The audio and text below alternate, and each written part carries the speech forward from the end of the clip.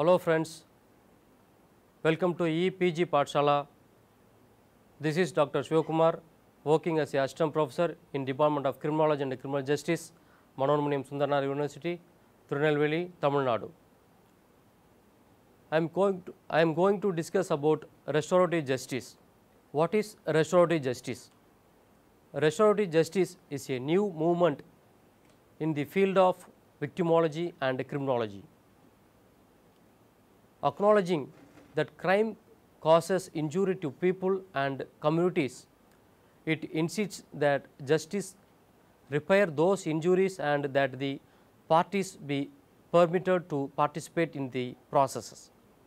Restorative justice programs therefore enable the victim, the offender and affected members of the community to be directly involved in responding to the crime. They become central to criminal justice processes, with governmental and legal professionals serving as facilitators of a system that aims at offender accountability, reparation to the victim and full participation by the victim, offenders and community. The restorative process of involving all parties, often in face-to-face meetings, is a powerful way of addressing not only the materials and physical injuries caused by crime, but the social, psychological and relational injuries as well. When a party is not able to or does not want to participate in such a meeting, other approaches can be taken to achieve the restorative outcome of repairing the harm. In addressing offender accountability, these approaches can include restitution, community service and other reparative sentences. In addressing victim and offender reintegration, they can include material, emotional and spiritual support and assistance. Definition of restorative justice that emphasizes the importance of both restorative processes and outcomes is the following. Restorative justice is a theory of justice that emphasizes repairing the harm caused or revealed by criminal behavior. It is best accomplished through cooperative processes that include all stakeholders. Restorative justice is a different from contemporary criminal justice in several ways. First, it views criminal acts more comprehensively. Rather than defining crime as simply law breaking, it recognizes that offenders harm victims, communities and even themselves. Secondly, it involves more parties in responding to crime rather than giving key roles only to government and the offender. It includes victims and communities as well. Finally, it measures success differently rather than measuring how much punishment is inflicted. It measures how much harm is repaired or prevented. Victim, offender and community meetings. Meetings between victims, their offenders and members of the affected community are important way to address the relational dimensions of crime and justice. It is accepted that the following three methods are hallmarks of restorative justice. Each requires that the offenders admit responsibility for the offence. Each is limited to parties who voluntarily to participate. Victim offender mediation. This is a process that provides an interested victim the opportunity to meet his offender in a safe and structured setting, engaging in a discussion of the crime with the assistance of a trained mediator. The goals of victim offender mediation include permitting victims to meet their offenders on a voluntary basis, encouraging the offender to learn about the crime's impact and to take responsibility for the resulting harm, and providing victim and offender the opportunity to develop a plan that addresses the harm. Family or community group conferencing. This is process brings together the victim, offender and family, friends and key supporters of both in deciding how to address the aftermath of the crime.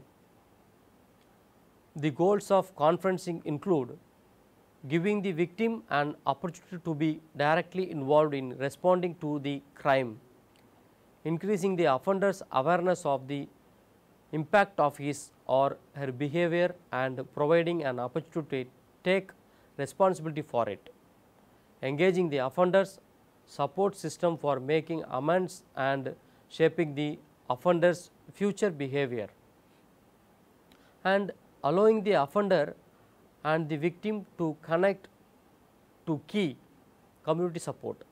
Peacemaking or sentencing circles. This is a process designed to develop consensus among community members, victims, victim supporters, offenders, offender supporters, judges, prosecutors, defense counsel, police and court workers on an appropriate sentencing plan that addresses the concern of all interested parties. The goals of circles include promoting healing of the affected parties, giving the offender the opportunity to make amends, giving victims, offenders, family members and communities a voice and shared responsibility in finding constructive resolutions, addressing underlying causes of criminal behavior and building a sense of community around shared community values. Repairing the harm caused by crime. Each of the hallmark restorative justice processes, victim offender mediation, community or family group conferencing and peacemaking or sentencing circles ends with an agreement on how the offender will make amends for the harm caused by the crime. Two traditional criminal justice sanctions are used in restorative responses to crime: restitution and community service. Restitution is the payment by an offender of a sum of money to compensate the victim for the financial losses caused by the crime. It is justified in a restorative perspective as a method of holding offenders accountable for their wrongdoing and as a method of repairing the victim's injury. Restitution can be determined in the course of mediation, conferencing or circles. It can also be ordered by a judge. In other words, it is a potentially restorative outcome that may result from either a restorative justice or a conventional process. Studies have shown that restitution increases victim satisfaction with the justice process. Some studies have shown that the use of restitution was associated with reductions in recidivism. Other studies have shown that when restitution is determined during the mediation, it is more likely to actually be paid than when it results from court or order alone. Community service is work performed by an offender for the benefit for the community. It is justified in a restorative representative perspective as a method of addressing the harm experienced by communities when a crime occurs. However, it can be used instead for retributive reasons or as a means of rehabilitating the offender. What distinguishes its uses as a restorative response is to attention given to identifying the particular harm suffered by the community as a result of offenders the crime, and the effort to ensure that offenders community services repairs that particular harm. So, for example, offenders who put gratify on belonging in a neighborhood can be given the community services of removing graffiti from buildings in that neighborhood. Restorative justice around the world. Although restorative justice is less than 20 years old, its influences has spread around the world at a remarkable speed. We can track international development in two basic categories: innovation by countries in their use of restorative justice and integration by countries of restorative ideas into their justice systems. Following are examples of innovative restorative practices. Indigenous or customary practices are being adopted for use in the criminal justice system. Examples of this include conferencing and circles. Victim offender encounters or talking place inside prisons in the Europe and North America. In some instances, this involves victim meetings with their offenders in a kind of post-sentencing mediation. It is even used in this way on death row in Texas. In other instances, the meeting involved group of unrelated victims and offenders. These surrogate encounters may be used because the actual victim or offenders is unknown or unavailable, or as a preparatory step towards a meeting of the person with the actual victim or offender. Circles of support in Canada work with serious sexual offenders, like often guilty of pedophilia, released into fearful communities at the conclusion of their sentences. The program increases safety of the public by establishing a reintegration plan with the offender, by regularly monitoring the behavior of the offender, but ensuring that community resources needed by the offender are made available. It ensures the safety and offender by offering a forum for community members to voice their concerns, by intervening with community members when necessary, and by working with the police and other authorities to provide protection and services as needed. Unique prison regimes have developed in Latin America and elsewhere, in which prisoners volunteer to stay at facilities run largely by volunteers and the prisoners. The regimes establish a particular spiritual or cultural ethos that involves learning through example and apprenticeship. Victim offender community meetings are being done at many phases of the justice processes. They are run by police prior to a charge, by probation officers, and on occasion by parole officers in Canada.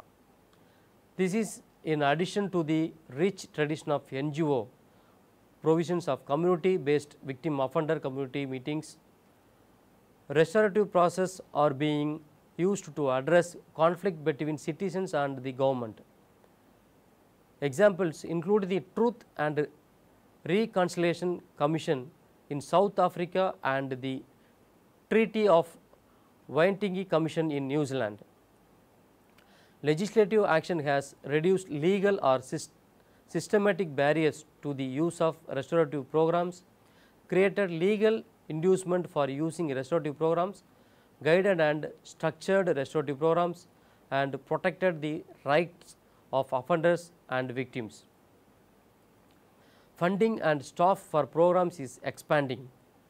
Belgium, for example, has adopted a global plan to fight unemployment and to change certain aspects of criminal justice. Municipalities receive funding for program staff if they agree to help carry out certain penal sanctions and measures such as police-based mediation. Jurisdiction-wide planning is incorporating restorative principles in a systematic framework. This has been done at the state and provincial level and on a national level in some countries. The purpose of the exercise is to involve criminal justice professionals and members of the community in a process that leads to a plan for implementation and expansion of restorative approaches.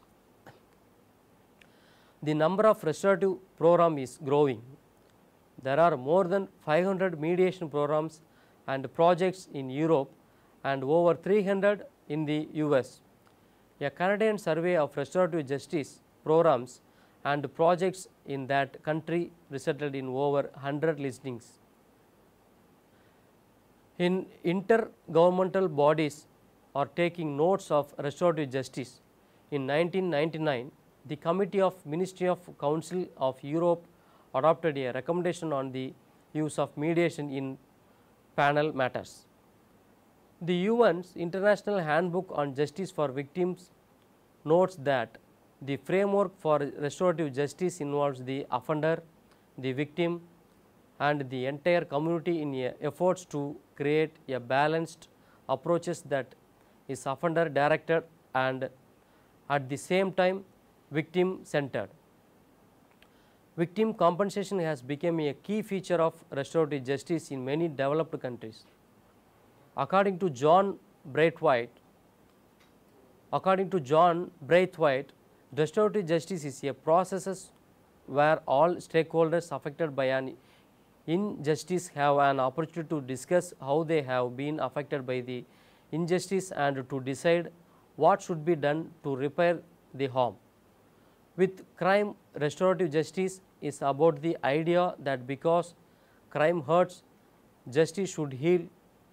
It follows that conservations with those who have been hurt and with those who have inflicted the harm must be central to the processes. In a restorative justice processes, the citizens who have been affected by a crime must take an active role in addressing that crime. Although law professionals may have secondary roles in facilitating the restorative justice processes, it is the citizens who must take up the majority of the responsibility in healing the pains caused by crime. The process of restorative justice thus shifts the responsibility for addressing crime. Restorative justice is an approach to problem solving that is based around three basic concepts. That is, when crime or wrongdoing occurs, the focus is on the harm has been done to people and relationship when harm has been done. It creates obligations and liabilities. The way forward involves wrongdoers, victims, and the community in effort to heal the harm and put things right. There is a range of restorative justice programs across fields as diverse as justice, policing, corrections, juvenile justice, schools, workplaces, organizations, faith groups, family, and community. Restorative justice programs are characterized by four key values. One is encounter, creating opportunity for victim offenders, that is wrongdoers, their families and community members who want to do so to meet to discuss the crime incident and its impact on them, accept and them amends.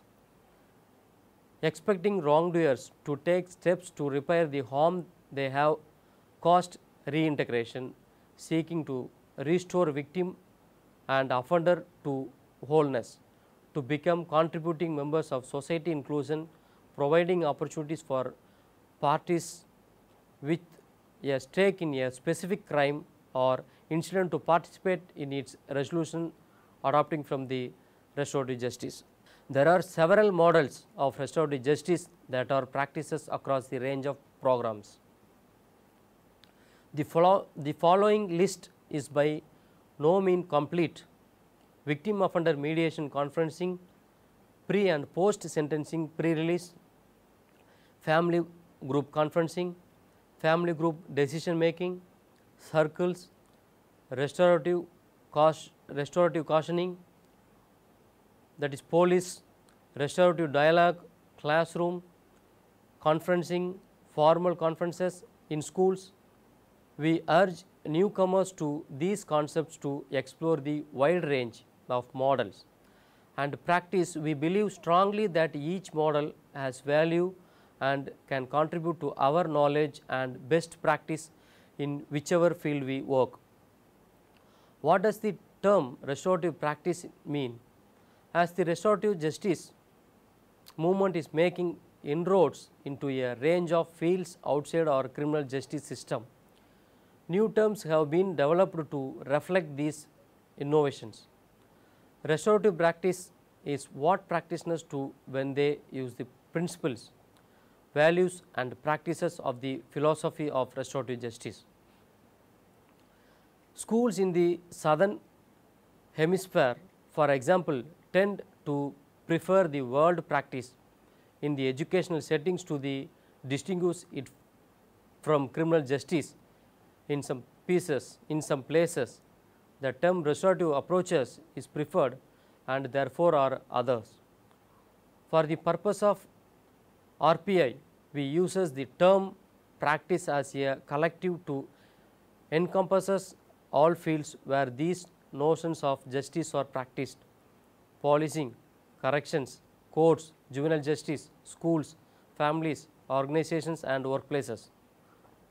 And RPI continues to believe that we have an enormous amount to learn from each other as we practice in these varying fields, and as we hope that practice to be the best it can be. History of the term of restorative justice. The term restorative justice has appeared in written sources since the first half of the 19th century. The term restorative justice was likely coined by Albert Eglash in 1977. Eglash distinguished between three approaches to justice. One is retributive justice based on punishment, distributive justice involving therapeutic treatment of offenders, restorative justice based on restitution with input from victims and offenders. Victim offenders mediation, also called victim offenders dialogue, with offender conferencing, victim offender reconciliation or restorative justice dialogue, is usually a meeting in the presence of a trained mediator between victim and offender. The system generally involves few participants and often is the only option available to incarcerate offenders. Victim offender mediation originated in Canada as part of an alternative court sanction in a 1974 Kitchener, also involving two accused vandals who met face to face with their many victims. Mediation and criminal justice, victims, offenders and community in London. Then family group conferencing has a wider circle of participants than victim offender mediation, adding people connected to the primary parties such as family, friends and professionals. Family group conferencing is often the most appropriate system for juvenile cases due to the important role of the family in juvenile offenders' life. Example can be found in New South Wales in Australia under the 1997 Young Offenders Act and in New Zealand under the 1989 Children, Young Persons and Their Families Act. The New South Wales scheme has been favorably evaluated by the New South Wales Bureau of Crime Statistics and Research. Fiji utilizes this form of mediation when dealing with cases of child sexual assault. While it may be seen as beneficial to involve the victim's family in the process, there are multiple issues stemming from this. For example, the vast majority of offenders are known to the victims in these cases. In a Fijian context, the notion of family extends wider than that of the normative Western ideas. Therefore, involving the families in these cases may become complicated, for the family may not necessarily side with the victim or the possessors. Itself could cause rifts within the clan. Furthermore, the process as a whole places much emphasis on the victim forgiving the offender as opposed to the offender making amends with the victim. This is because Fijian culture greatly values community harmony. Overall, the currently process has the potential to cause great trauma and re-victimize the victim. Restorative conferencing also involves a wider circle of participants than victim offender mediation. Restorative conferences, which have also been called restorative justice conferences, family group conferences and community accountability conferences, originated as a response to juvenile crime. Restorative conference is a voluntarily structured meeting between offenders, victims, representatives from the community and both parties, family and friends, in which they address consequences and restitution. Restorative conferences is explicitly victim sensitive. The conference facilitator arranges the meetings. In some cases, a written statement or a surrogate replaces an unwilling victim. The conference's facilitator sticks to a simple script and keep the conference focused, but intentionally does not actively participate in structuring the outcome of the conference. The goal of the conferences is for the participants to produce a mutually acceptable agreement that addresses the harm caused by the offender. The intent is to allow subsequent conferences to succeed without a facilitator. Restorative conferences was successfully introduced in several schools in England, including St.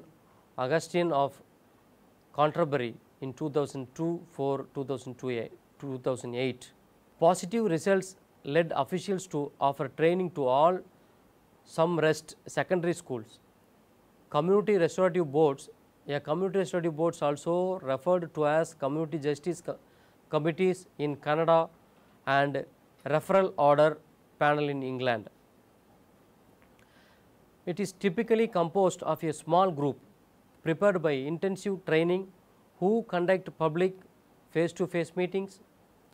Judges may be sentenced offenders to participate, police may refer them before charging them, or they may engage outside the legal system. Victims meet with the board and offenders or submit a written statement which is shared with the offender and the board. Board members discuss the nature and impact of the offense with the offender. The discussion continues until they agree on the deadline and specific actions for the offenders to take. Subsequently, the offenders documents progress in fulfilling the agreement. After the deadline passes, the board submits a complaints report to the court or police, ending the board's involvement. Conclusion. Additionally, some critics like Gregory Shank and Paul Taggi see restorative justice as an incomplete model in that it fails to fix the fundamental structural inequalities that make certain people more likely to be offenders than others. They and others question the structure of society and the fairness of institutional systems at their worst core, pushing for addressing the root causes of many one-on-one offences as well as for creating a socio-economic system that will be more conducive to harmless or healthy living in general.